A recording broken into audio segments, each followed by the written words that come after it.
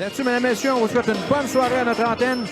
Le cours à la mise en jeu fait face à Messenger, l'ancien de l'assurantiel. C'est parti. Bonne soirée, mesdames et messieurs. Une option. Ça ira vers le Jack et essaie le tir et l'arrêt du bout de la jambière. C'est toujours 0-0.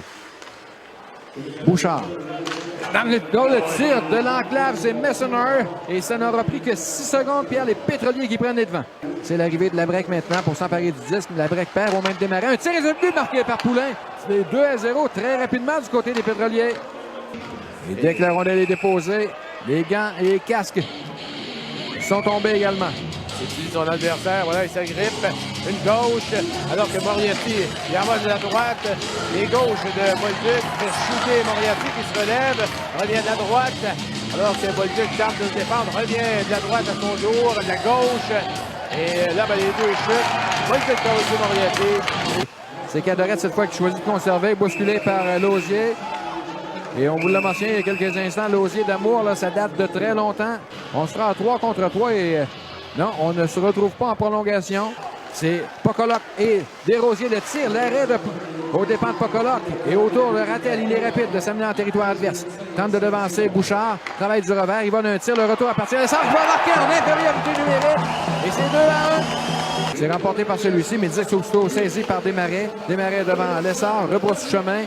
Repère Pocoloc, lui remet le disque, le tir et c'est le but. Et ça aura été de très courte durée, cette différence d'un seul but. Tirant Messenger à lui, alors que la première punition va se terminer dans 3 secondes. La break à Bourque. On est de retour à 4 dans la mêlée du côté des pétroliers. Le but là, marqué par Giroux. Il n'y avait pas beaucoup d'angle là-dessus. On va y aller du côté de Daou. Et là, c'est dure collision. C'est Dumoulin qui est allé à l'endroit de Damour et on voit Dumoulin dans le bas de l'écran et voilà. Il freine brusquement, attend l'arrivée d'un coéquipier qui rentrait du banc d'essai, mais il y avait plusieurs patineurs en blanc. Il y aura punition. Dumoulin là, qui l'invite et il y aura un combat entre les deux. Il y avait déjà une punition d'annoncer à Bordelot.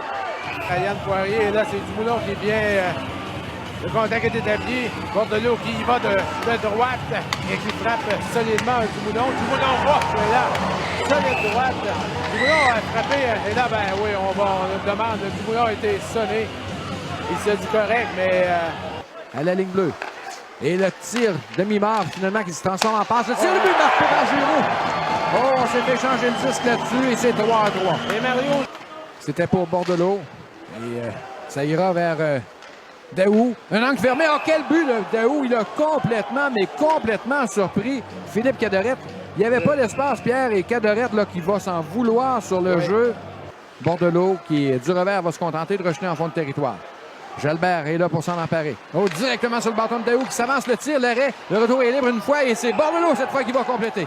Avec quel revirement, Mario, dans le territoire de l'Assurantia. Et quand tu parles de revirement, Pierre, c'est vraiment un revirement. Il va d'une remise pour Jalbert. Le tir, c'est dévié devant le filet. La rondelle est libre un instant et ce sera au tour de Lausier d'être chassé pour un bâton élevé. Il n'est pas d'accord, mais... Oui, au dépend. Et ça va lui coûter une punition additionnelle. Le ciel indique qu'il est expulsé. Sans doute un 10 minutes additionnel qui va s'ajouter là. Et autour de Tremblay d'être chassé par l'officiel. Tremblay qui vient de rentrer au banc des siens, mais pas avant d'avoir adressé des reproches à l'officiel. Et on a la mèche courte là, du côté des officiels. Ouais. C'est assez rare, Pierre, qu'on va voir 2 joueurs chassés sur la même séquence. 1 minute 50 à faire à la deuxième période. Daou sur réception. Le tir de Pocoloc et le but, c'est 6-3, pardon. Pocoloc un deuxième ce soir, à nouveau en avantage numérique. Oui. Le tir frappé de Giroux, il a déjà 2 buts ce soir, mais ça rate la cible et c'est Bordelot qui va s'amener en compagnie de Damour à 2 contre 1-0. Le tir de Damour, on l'a accroché. Est-ce qu'il y aura... Oh, c'est le but marqué! Oh, je croyais qu'on avait raté la cible, mais finalement, Damour a réussi à enfiler le but et c'est 7-3 finalement. Écrasé contre la rampe par Lessard, réussi à gagner sa bataille. La remise, le tir de Cortez, le but marqué par Bastien et c'est 8-3 maintenant les pétroliers. Oui. Étienne Marcoux qui avait pratiquement 2 joueurs sur lui après ce but de Bastien. Rattel qui s'amène devant le défenseur adverse et c'est ainsi que ça se termine avec une victoire sans équivoque.